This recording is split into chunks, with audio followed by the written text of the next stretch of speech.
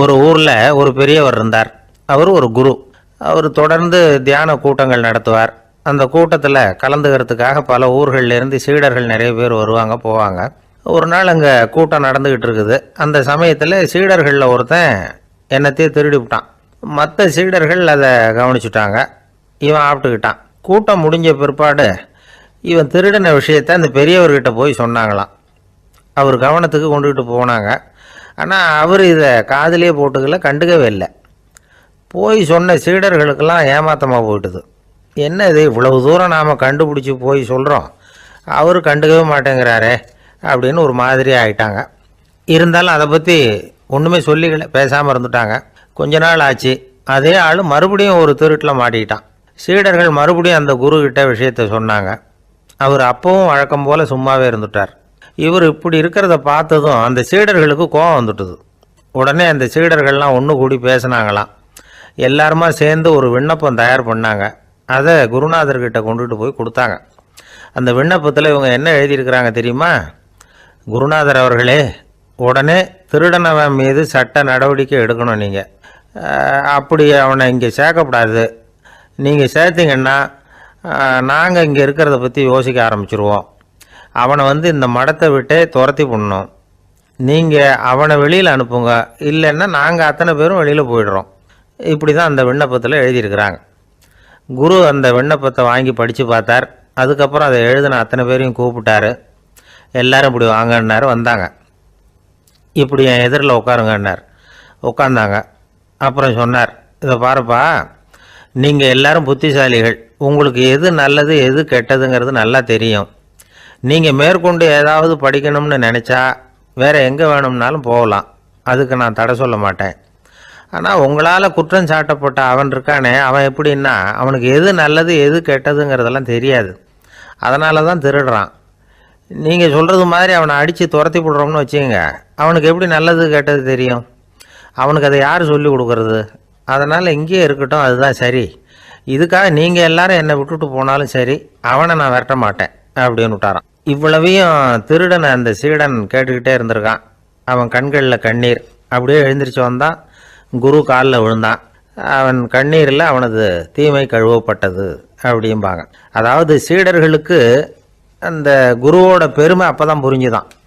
ஒரு நல்ல ஆசிரியர் இருக்காருன்னு வச்சுங்க, நல்லா படிக்கிற பையனுக்கு தான் பாடம் சொல்லி கொடுப்பேன்னா அது என்ன பெரிய விஷயமா? மோசமாக படிக்கிறவனையும் மாற்றி காட்டுறேங்கிறது தான் பெருமை. இந்த காலத்து குரு ஒருத்தர் ஒரு ஆசிரமம் வச்சு நடத்திட்டு வந்தார். நிறைய பேர் தினம் வருவாங்க போவாங்க. ஒரு நாள் ஒருத்தன் வந்தான். அந்த குரு முன்னாடி போய் நின்னான். ஐயா, என்ன உங்கள் சீடனாக ஏற்றுக்கணும்னா. அந்த குரு நிமிர்ந்து பார்த்தார். உன்னுடைய நோக்கம் என்னன்னு கேட்டார். ஐயா, உங்ககிட்ட கொஞ்ச நாள் இருந்தேன்னா நல்ல பழக்க வழக்கங்களை கற்றுக்கலாம். அதுக்கப்புறம் வெளியில் போய் ஒரு நல்ல தொழில் தொடங்கி வாழ்க்கையில் முன்னுக்கு வரணுங்கிறது தான் என்னோட நோக்கம் அப்படின்னா. நீ சொல்கிறது சரி, ஆனால் உன்னால் இங்கே நல்ல பழக்க வழக்கங்களை கற்றுக்க முடியலேன்னு வச்சுக்கோ, அப்போ என்ன பண்ணுவேன் அப்படின்னு கேட்டார் அவர். அப்படி ஆச்சுன்னா என்ன, உங்களை மாதிரியே ஒரு ஆசிரமம் ஆரம்பித்து அதுக்கு குருவாக இருந்துட்டு போகிறேன் அப்படின்னு நானும். ஒரு ஆள் இருந்தார். அவர் தன்னை ஒரு குருன்னு சொல்லிக்கிட்டார். மௌன குரு, வாயே திறக்கிறதில்ல. அவருக்கு 2 சீடர்கள் உண்டு. இவங்க தான் வர்றவங்க கிட்ட பேசுவாங்க, விளக்கம் கொடுப்பாங்க. ஒரு நாள் இந்த சீடர்கள் 2 பேரும் எங்கேயோ வெளியில் போயிட்டாங்க. அந்த நேரம் பார்த்து ஒருத்தர் அங்கே வந்தார். குருக்கிட்ட போனார். குருவே, புத்தர்னா என்னன்னு கேட்டார். குருவுக்கு ஒன்றும் புரியல. அவர் உண்மையான குருவாக இருந்தாவில் புரியும். அவர் திருன்னு முழிக்க ஆரம்பிச்சிட்டார். இந்த நேரம் பார்த்து இந்த சீடர்களும் எங்கேயோ போயிட்டாங்களே, என்ன பண்ணுறது, உதவிக்கு யாராவது கிடைக்க மாட்டாங்களா அப்படின்னு அப்படியே சுற்றி பார்க்குறார். அங்கங்கே பார்க்குறார். வந்தவர் இதை கவனித்தார். ஏதோ புரிஞ்சுக்கிட்ட ஒரு மாதிரி அடுத்த கேள்வி கேட்டார். தர்மம்னா என்ன சுவாமின்னார். குருவுக்கு ரொம்ப சங்கடமாக போச்சு. நம்ம நிலைமை இப்படி ஆகிட்டுதே, இக்கட்டில் மாட்டிக்கிட்டோமே அப்படின்னு நினச்சபடியே விட்டத்தை பார்த்தார். அப்புறம் குனிஞ்சு தரையை பார்த்தார். அப்படியே உட்காந்துக்கிட்டார். வந்தவர் உடனே அடுத்த கேள்விக்கு போயிட்டார். தியானம்னா என்ன சுவாமின்னார். பாவம் என்ன பண்ணுவார் அந்த குரு, பேசாமல் கண்ணை கெட்டியாக மூடிக்கிட்டார். இது ஏதுடா வம்பா போச்சுன்னு. இவர் இப்படி பண்ணால் கூட வந்தவர் சளைக்கலை. இன்னொரு கேள்வியும் கேட்டார். ஆசீர்வாதம்னா என்ன அப்படின்னார். இவர் பார்த்தார். இப்படியே போனால் இவர் கேள்வி கேட்குறத நிறுத்த மாட்டார் அப்படின்னு நினச்சிக்கிட்டு எனக்கு ஒன்றுமே தெரியாதுங்கிற பாவனையில் 2 கையையும் விரித்து காட்டினார். வந்தவர் முகத்தில் மகிழ்ச்சி, மன நிறைவு, ஏதோ எல்லாம் புரிஞ்சுக்கிட்ட ஒரு மாதிரி அங்கேருந்து புறப்பட்டு போனார்.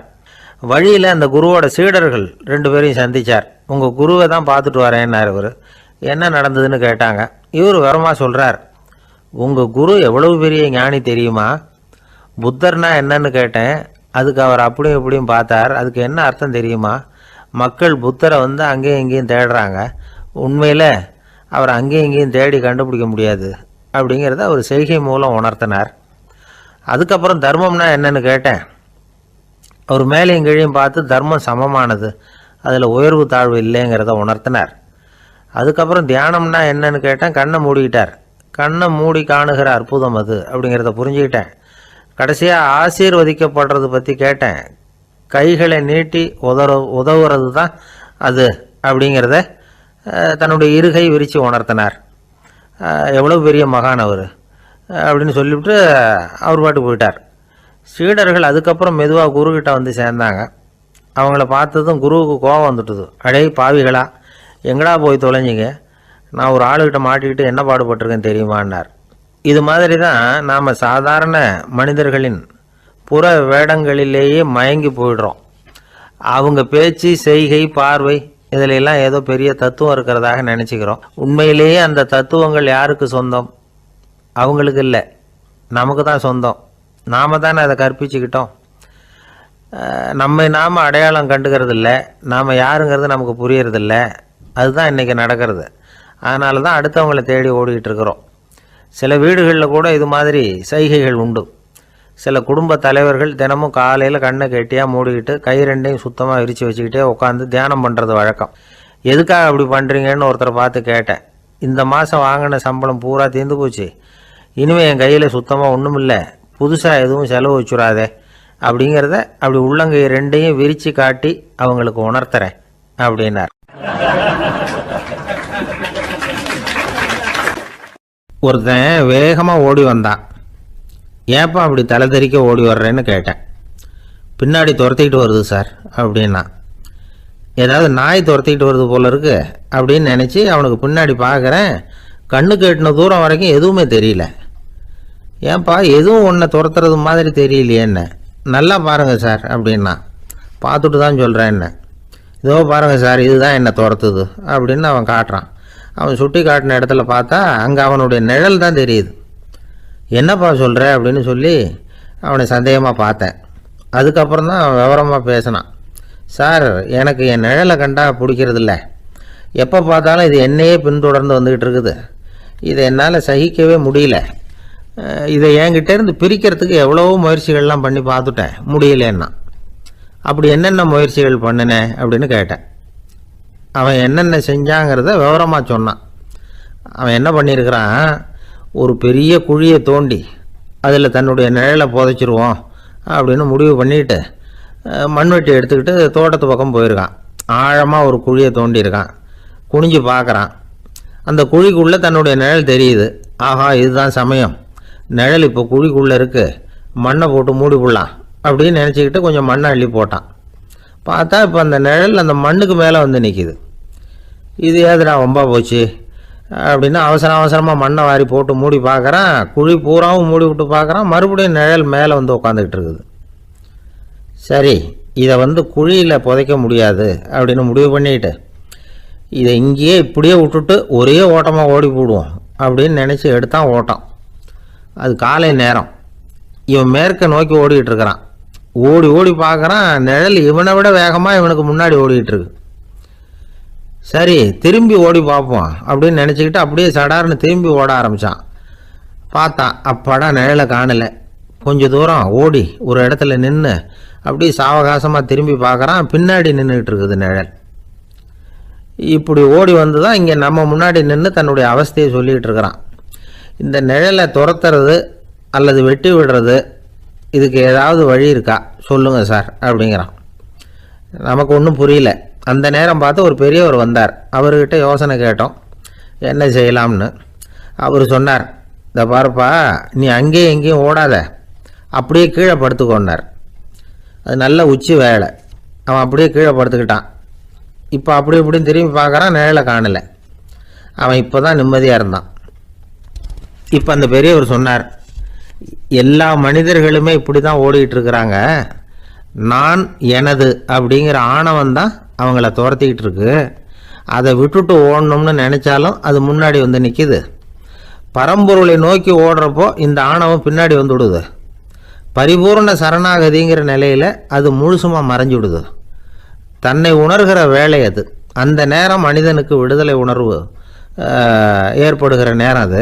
அப்படிப்பட்ட சுதந்திர மனிதர்களாக எல்லாரும் மாறி போயிட்டாங்கன்னா இந்த உலகமே இன்பமயம் அப்படின்னு ஒரு விளக்கம் கொடுத்தார் பெரியவர்.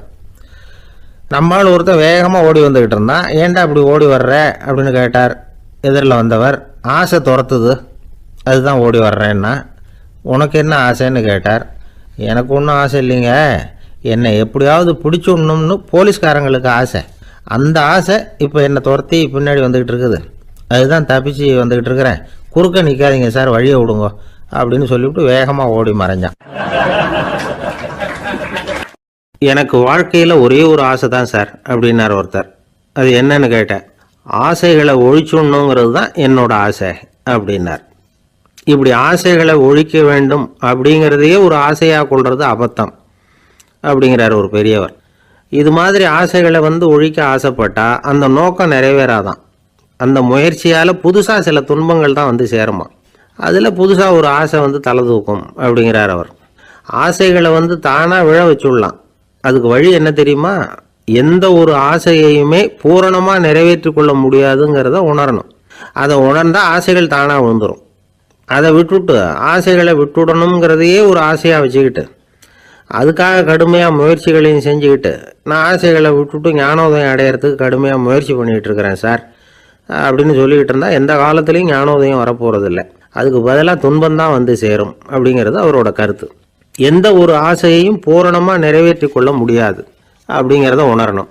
ஒரு ராஜா, அவர் மனசில் அமைதி இல்லை, எப்பவும் கஷ்டப்பட்டுக்கிட்டே இருந்தார். இந்த துன்பத்தை போக்குறதுக்கு பல வழிகளில் என்னென்னமோ முயற்சியெல்லாம் பண்ணி பார்த்தார், ஒன்றும் சரியாக வரல.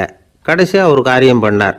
அதாவது ஒரு வேதாந்தியை தேடிட்டு போனார். அவரை பார்த்து கேட்டார், ஐயா, என்னுடைய துன்பங்கள்லேருந்து நான் விடுபடணும், அதுக்கு சுலபமாக ஏதாவது ஒரு வழி இருந்தால் சொல்லுங்களேன் அப்படின்னு கேட்டுக்கிட்டார்.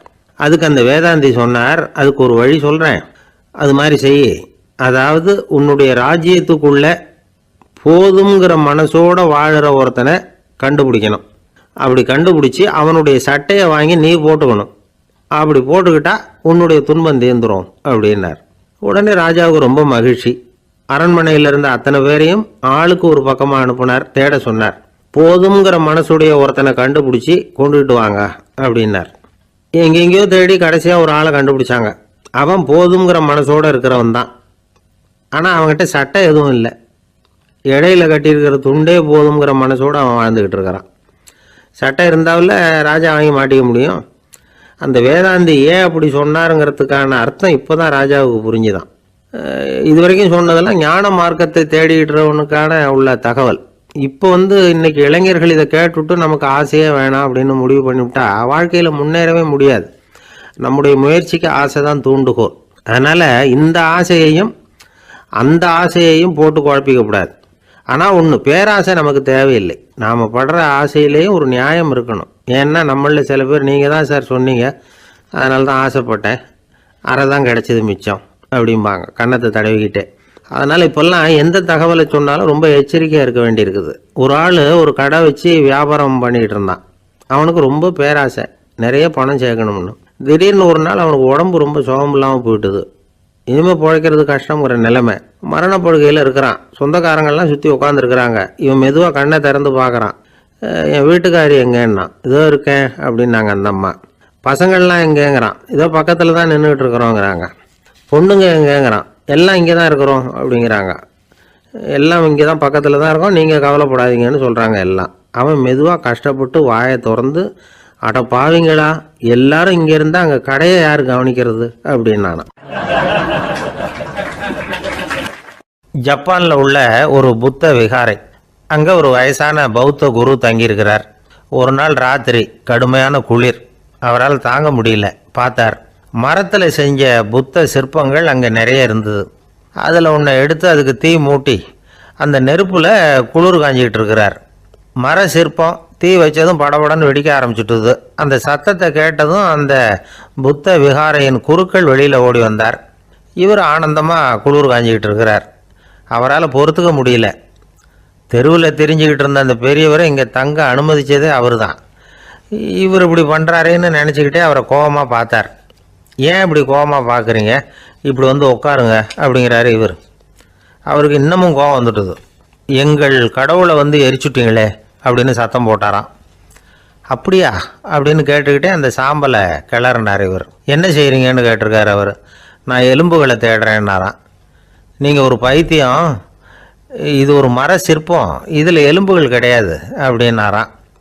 அவருக்கு கோபம் வந்துட்டுது. உடனே வெளியில் போங்கன்னு கத்தியிருக்கார்.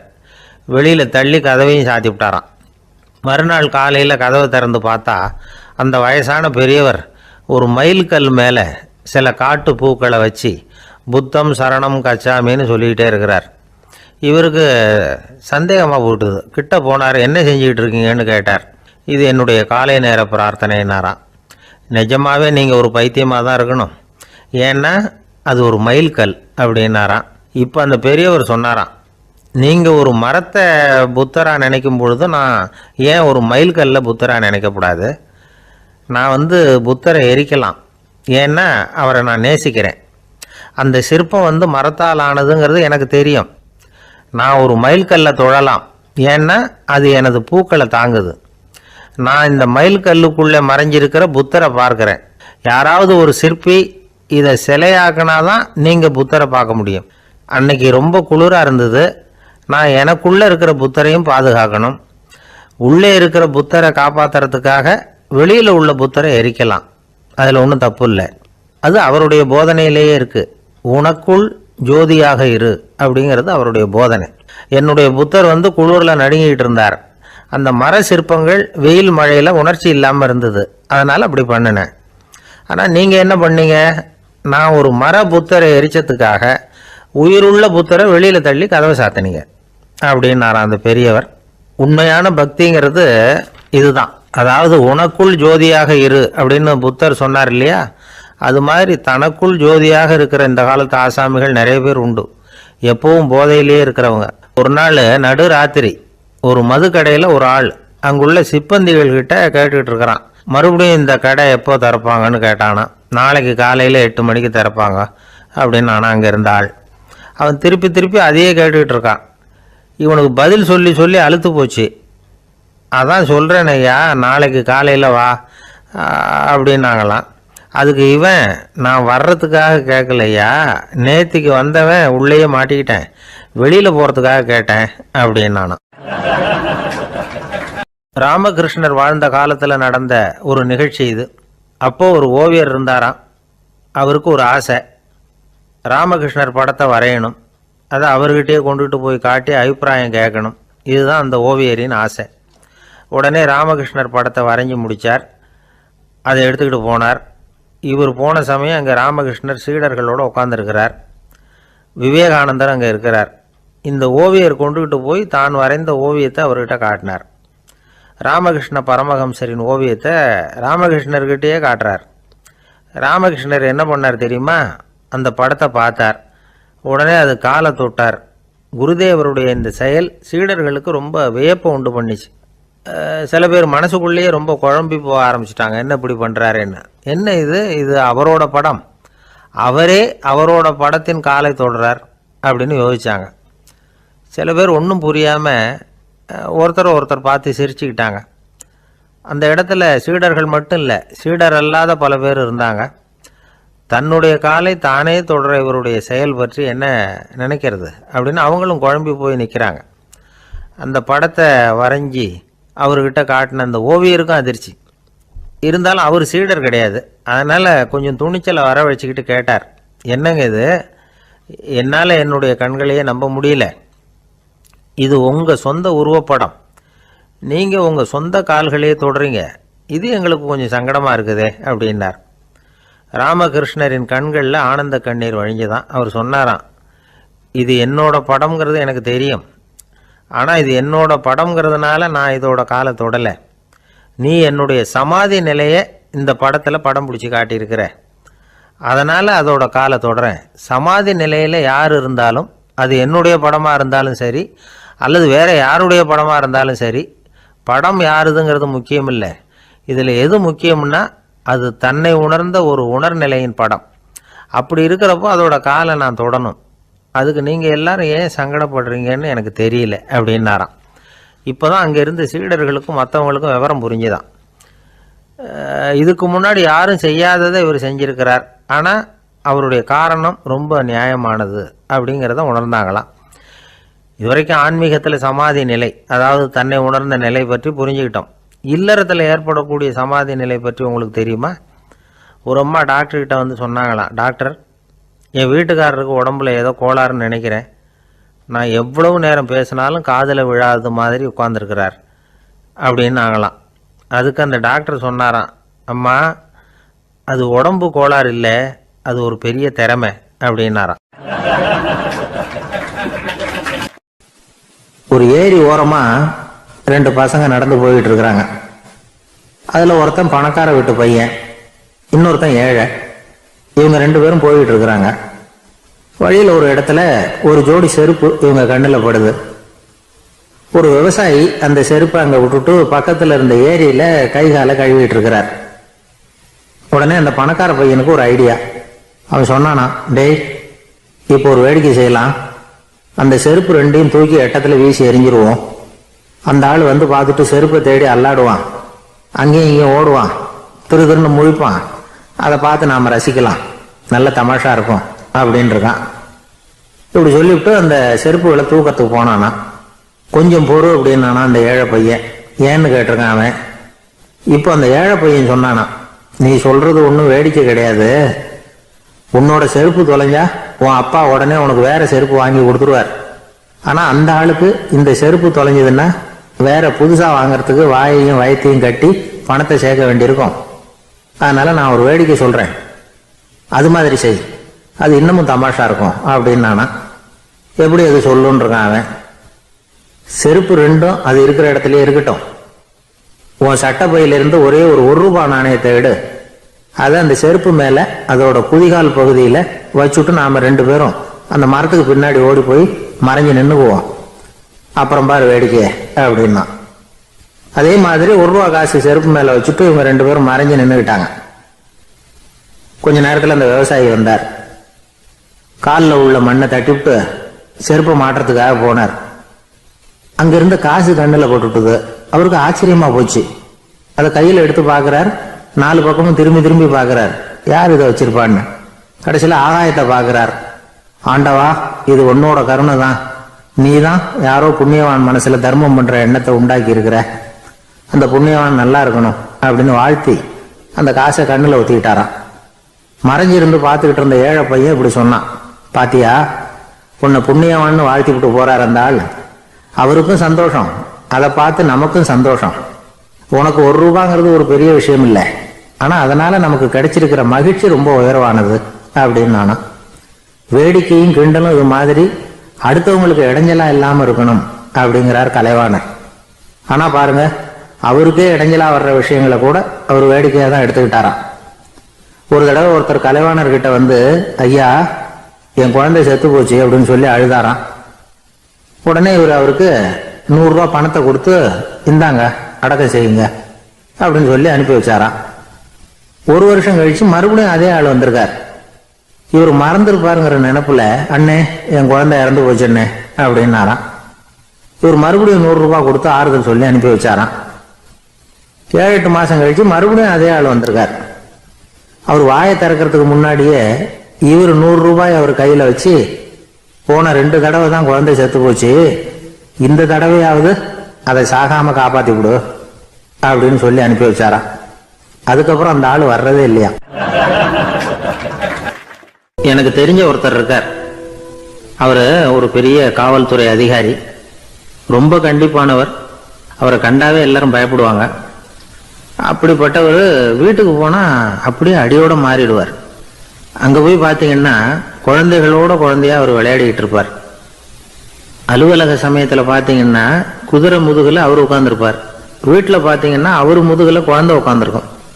அவரு குதிரை மாதிரி போயிட்டு இருப்பார். இது எப்படிங்க முடியுது உங்களால் அப்படின்னு கேட்டாங்க. அது ஒன்றும் இல்லை, இங்கே வீட்டுக்கு வந்த உடனே என்னோட மனசை தனியாக எடுத்து வச்சிருவேன் அப்படின்னார்.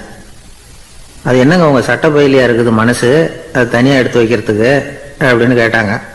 அப்படி இல்லைங்க, இது ஒரு பயிற்சி, மனப்பயிற்சி, அவ்வளவுதான் அப்படின்னார். இப்படி சமயம் பார்த்து மனசை தனியாக வச்சுவிட தெரிஞ்சவங்க வாழ்க்கையில் எப்பவும் உற்சாகமாக இருப்பாங்க அப்படிங்கிறது பெரியவங்க கருத்து. ஒரு டாக்டர் ஆஸ்பத்திரியில் இருக்கிற வரைக்கும் டாக்டராக இருக்கலாம், அவர் மனைவிகிட்டையும் அவர் டாக்டராக இருக்க வேண்டிய அவசியம் இல்லை. ஒரு வக்கீல் கோர்ட்டில் இருக்கிற வரைக்கும் வக்கீலாக இருக்கலாம், வீட்டுக்கு வந்ததுக்கு அப்புறமும் வக்கீலாக இருக்க வேண்டிய அவசியம் கிடையாது. வீட்டில் குழந்தைகள்கிட்ட விளையாடும் பொழுதும் அதுகள்கிட்ட ஃபீஸு கேட்டுக்கிட்டு இருக்கக்கூடாது. நாம் எப்படி இருக்கணும்னு பெரியவங்க சொல்கிறாங்கன்னா, மனசோட சேரப்படாதான், அப்படி சேராமல் வாழ்க்கையை கவனிக்கணுமா. மனசை அப்படியே தனியாக எடுத்து பக்கத்தில் வச்சுடணும்.